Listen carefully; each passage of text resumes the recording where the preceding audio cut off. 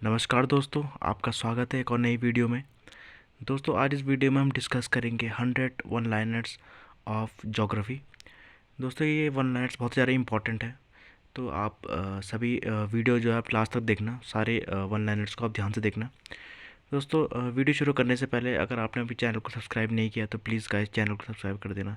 इसलिए इससे मुझे थोड़ा मोटिवेशन मिलती है और थोड़ा मुझे काम करने का और मन करता है, और मैं और ज़्यादा स्टडी मटेरियल्स खोजूंगा आपके लिए। और बहुत ही इंपॉर्टेंट जो जो क्वेश्चन छूटे हुए हैं, चाहे टफ़ से टफ़ या इजी से इजी क्वेश्चन, सब कुछ अपनी आने वाली वीडियोस में इंक्लूड करूँगा। तो गाइस प्लीज़ आप सब्सक्राइब कर दीजिए चैनल। तो वीडियो शुरू करते हैं। हिमालय की सबसे पूर्वी चोटी कौन सी है? तो यह है नामचा बारवा पर्वत। तो ये नामचा बारवा पर्वत जो है ये अरुणाचल प्रदेश में है। ये हिमालय की सबसे पूर्वी चोटी है। भारत की सबसे ऊंची चोटी है केटू, जिसको हम गॉडविन ऑस्टिन बोलते हैं, और यह है पाक ऑक्यूपाइड कश्मीर में है ये अभी। तो भारत की सबसे ऊंची चोटी है केटू। भारत की सबसे पुरानी पर्वत श्रृंखला कौन सी है? यह अरावली पर्वत श्रृंखला। ये है हमारे राजस्थान से लेकर पंजाब हरियाणा तक फैला हुआ है ये पूरा पर्वत श्रृंखला। तो ये भारत की सबसे पुरानी पर्वत श्रृंखला है, सबसे पुरानी, और दुनिया की सबसे पुरानी पर्वत श्रृंखलाओं में से एक है। निम्न हिमालय और किसके बीच स्थित लंबवत घाटी को दून के नाम से भी जाना जाता है? तो शिवालिक। निम्न हिमालय और शिवालिक के बीच क्या बसा हुआ है? दून बसा हुआ है। और यही दून एक शहर भी है, उत्तराखंड की कैपिटल जो है देहरादून। तो ये उसी में बसा है, निम्न हिमालय और शिवालिक के बीच में बसा हुआ है देहरादून शहर भी। सतलुज और काली नदी के बीच स्थित हिमालय के भाग को किस नाम से जाना जाता है? कुमाऊं हिमालय। तो सतलुज और काली नदी के बीच कुमाऊं हिमालय है। कुमाऊं हिमालय को गढ़वाल हिमालय बोलते हैं, तो ये बात आप याद रखना। और कुमाऊं हिमालय की सबसे बड़ी चोटी है नंदा देवी पर्वत। किसको सह्याद्री पर्वतमाला भी कहा जाता है? तो पश्चिमी घाट जो है उसे हम सह्याद्री पर्वतमाला भी कहते हैं।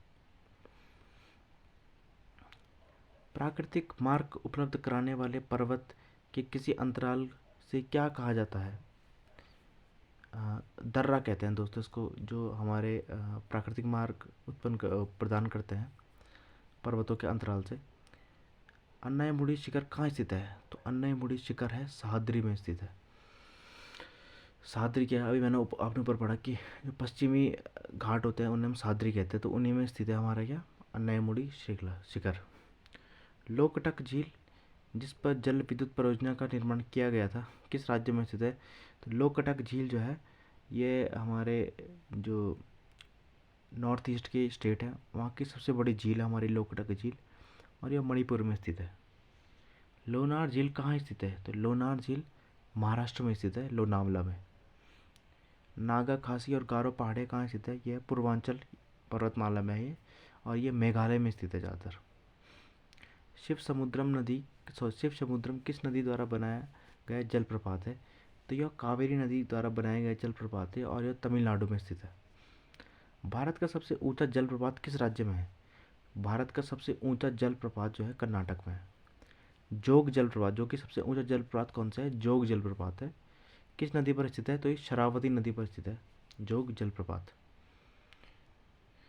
किस राज्य में लेटेराइट मिट्टी पाई जाती है? केरल और महाराष्ट्र में सबसे ज़्यादा लेटेराइट मिट्टी पाई जाती है।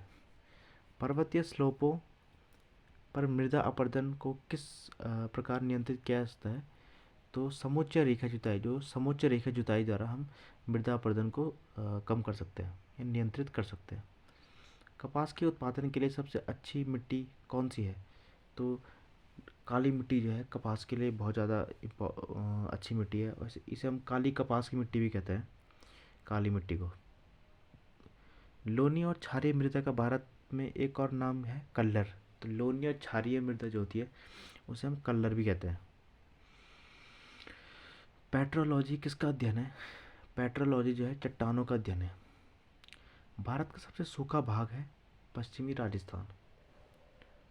दक्षिण पूर्वी व्यापारिक हवाएं बारिश के मौसम में भारतीय उपमहाद्वीप के किसके कारण आकर्षित होती हैं? तो जो उत्तर पश्चिम भारत है वहाँ वायु दाब कम होता है, इसलिए जो हमारी दक्षिण पूर्वी हवाएं हैं वहाँ पर, क्योंकि जहाँ ये होती है वहाँ होता है उच्च दाब, तो हमेशा हवाएं जो है उच्च दाब से निम्न दाब की तरफ जाती है।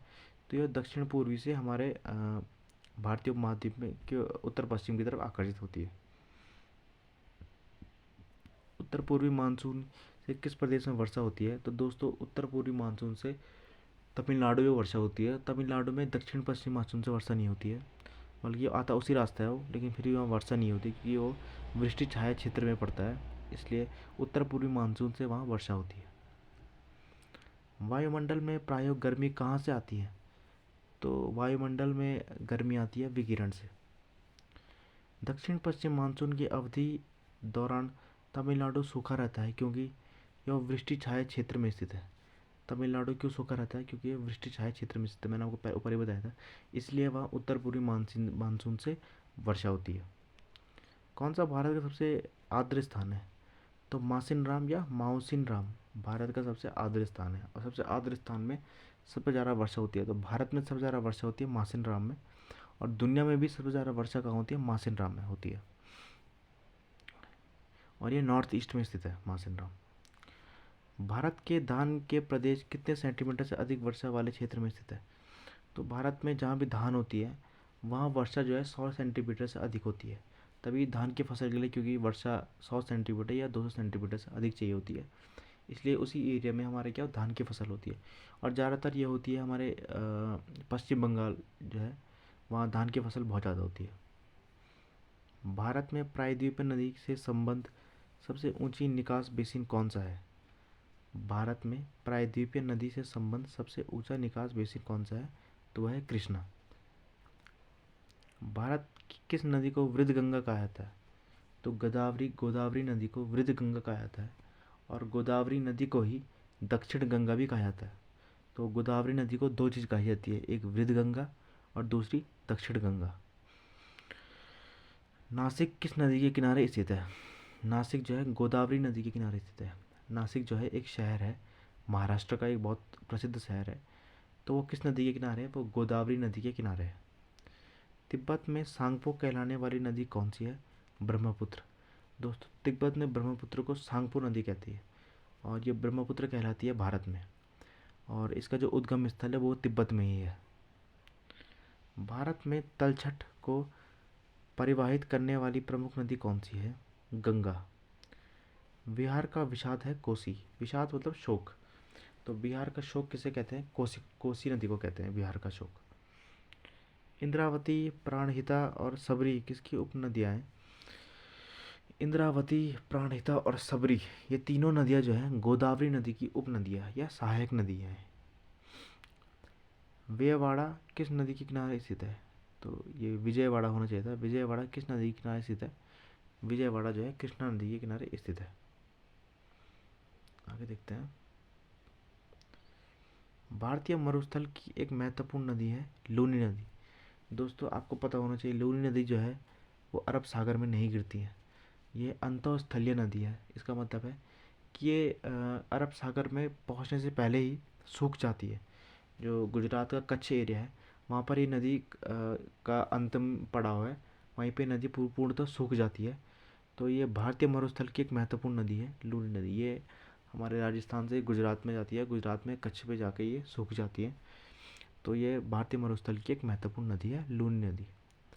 आकस्मिक बाढ़ का संबंध किससे है? जो आकस्मिक बाढ़ आती है, सुनामी के कारण बाढ़ आ सकती है, चक्रवाती तूफान, टोर्नेडो, इन सब के कारण क्या आ सकती है? बाढ़ आ सकती है कभी भी आकस्मिक रूप से। माजुली संसार का सबसे बड़ा नदी द्वीप है, यह किस राज्य में स्थित है? तो दोस्तों माजुली जो है, माजुली नदी द्वीप जो है संसार का सबसे बड़ा नदी द्वीप है, और यह असम राज्य में स्थित है। किस राज्य में राष्ट्रीय उद्यान वैली ऑफ फ्लावर्स स्थित है? तो दोस्तों वैली ऑफ फ्लावर्स स्थित है उत्तराखंड में। तो उत्तराखंड के चमोली डिस्ट्रिक्ट में स्थित है, और इसके आसपास बद्रीनाथ मंदिर भी है। तो आप ये बात याद रखना, वैली ऑफ फ्लावर्स कहाँ स्थित है? उत्तराखंड के चमोली डिस्ट्रिक्ट में स्थित है, और यह बद्रीनाथ के पास में स्थित है। भारत का कुल कितना भौगोलिक क्षेत्र वन भूमि है? तो भारत का 20% क्षेत्र है हमारा वन भूमि है। क्षेत्रफल की दृष्टि से भारतीय राज्यों में सबसे अधिक वन आच्छादन किस राज्य में है? दोस्तों क्षेत्रफल की दृष्टि से देखें, अगर कि परसेंटेज की दृष्टि से नहीं, क्षेत्रफल की दृष्टि से देखें तो मध्य प्रदेश में भारत का सबसे ज़्यादा वन है, वन आच्छादन वाला है कि सबसे ज़्यादा वन का है हमारे मध्य प्रदेश राज्य में है। भारत में सबसे बड़े क्षेत्र में फैले हुए वन कौन से हैं? सबसे बड़े क्षेत्र में फैले हुए हैं, भारत में सबसे ज़्यादा पाया जाता है। उष्णकटिबंधीय पर्णपाती वन, पर्णपाती मतलब पतझड़, तो उष्णकटिबंधीय पतझड़ वन जो है भारत में सबसे ज़्यादा है। और ये भी दो प्रकार के होते हैं, एक तो होता है उष्ण पर्णपाती शुष्क वन, एक शुष्क वन होता है, एक होता है उष्ण पर्णपाती आर्द्र वन। तो ये भी दो टाइप के होते हैं। सुंदरवन के जंगलों को क्या जाता है कहा जाता है? इन्हें मैंग्रोव कहा जाता है। मैंग्रोव कहते हैं या डेल्टा वन भी इनको कहते हैं। तो ये दो नाम बहुत इंपॉर्टेंट है, मैंग्रोव या डेल्टा वन कहते हैं। और ये सामान्यतः पाए जाते हैं पश्चिम बंगाल में सबसे ज़्यादा। भरतपुर पक्षी अभ्यारण्य किस राज्य में स्थित है? तो भरतपुर पक्षी अभ्यारण्य हमारे राजस्थान राज्य में स्थित है। नामदफा नेशनल पार्क है अरुणाचल प्रदेश में। तो हमारा जो नामदफा नेशनल पार्क है अरुणाचल प्रदेश में है। भारत में से वह बायो रिजर्व कौन सा है जो सिंहों के लिए या शेरों के लिए प्राकृतिक पर्यावास है? ये गिर बायो रिजर्व, जो कि कहाँ स्थित है? गुजरात में स्थित है। मैंग्रोव वनों पर वैश्विक तापमान पर क्या प्रभाव होगा? मैंग्रोव वनों के विशाल क्षेत्र जलमग्न हो जाएंगे। तो जो हमारा क्लाइमेट चेंज हो रहा है उसके कारण जो है हमारा जो मैंग्रोव वन है वो बहुत हद तक डूब सकते हैं। मानस पशु विहार किस राज्य में स्थित है? मानस पशु विहार असम राज्य में स्थित है। जीव मंडल आरक्षित क्षेत्र की पहली परियोजना स्कीम कौन सी थी? तो वन्य भूमि के वनस्पति जान और प्राणी जात का परीक्षण, वन्य उत्पादों का प्रयोग और विकास, कृषि उत्पादों का प्रयोग और विकास। भारत का जीव मंडल रिजर्व नंदा देवी किस राज्य में स्थित है? तो यह है उत्तराखंड राज्य में स्थित है नंदा देवी। और उत्तराखंड राज्य में ही नंदा देवी पर्वत है जो कि भारत की सेकंड हाईएस्ट चोटी है। और दोस्तों इसमें हम 85 क्वेश्चन करेंगे। अगली वीडियो में इसके नेक्स्ट 50 क्वेश्चन लाऊंगा। तो इसका अंतिम क्वेश्चन है, काजीरंगा नेशनल पार्क स्थित है गैंडों के लिए बहुत फेमस है काजीरंगा नेशनल पार्क। दोस्तों इस वीडियो में 50 क्वेश्चन है, अगली वीडियो में मैं नेक्स्ट 50 क्वेश्चन लाऊंगा। तो थैंक यू वीडियो देखने के लिए और प्लीज़ चैनल को सब्सक्राइब कर दीजिए। Thank you guys.